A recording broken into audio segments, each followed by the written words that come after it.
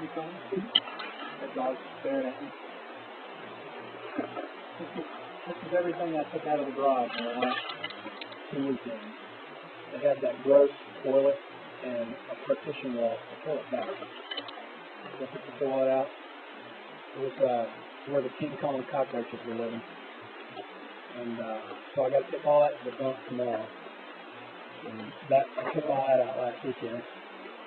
And you can see that dog has still been barking at me.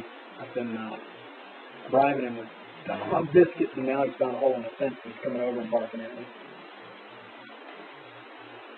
And hey, girl. Hey, girl.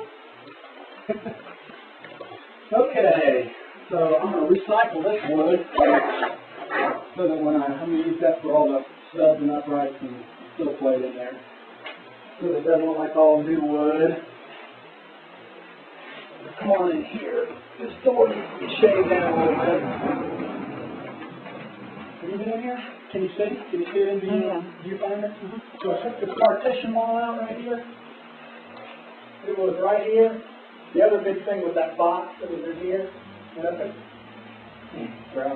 took the partition wall out, kind of here. And so I got the partition wall out.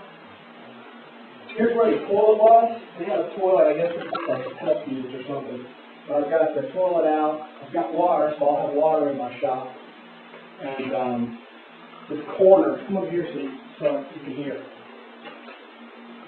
This corner is rotten. This corner is, show that corner right here. This corner is rotten, so I'm trying to replace this with a new sill plate, and I've got it cut out, and I'm just going to lap joint it over here.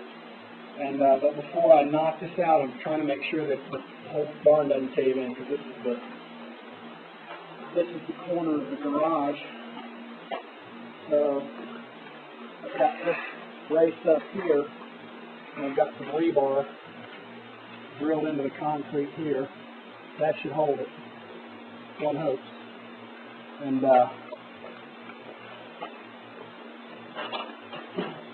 I just got to get this framed up so I can pour a footer in here, concrete footer, knock that out, replace it with the 4x6 that I bought. I'm going to just lap joint it right down there.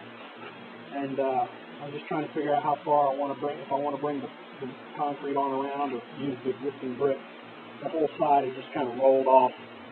It wasn't really straight. The whole barn leans about 10 degrees this way, but solid and stable. It's just not perfectly square, but you can't tell.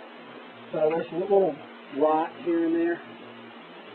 So I'm going to have to replace all of these in this corner, the 4x6, and then the joints here, and frame it in, find me some clappers and side it up, and then I'm pretty good.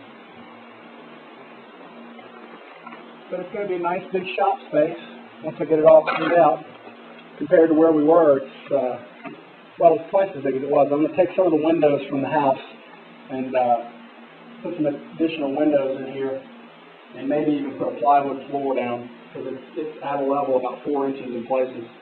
And then once I get that done, we can move everything in here that we need to and concentrate on the house. And I'll build some storage up in here, but right now I'm just trying to get it closed in. This is the part of the garage that opened onto the other sister's house, which is right there.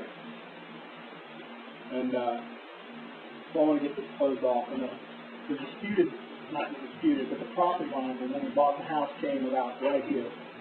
So what we had to do was get Chad and Janet to deed over. So now they deeded over 5 feet graciously, and the property line's about right here now. So, but before, the property line was coming right about through here. Crazy. Just, you know, they traded property back and forth, and there was sisters they didn't really think too much about it.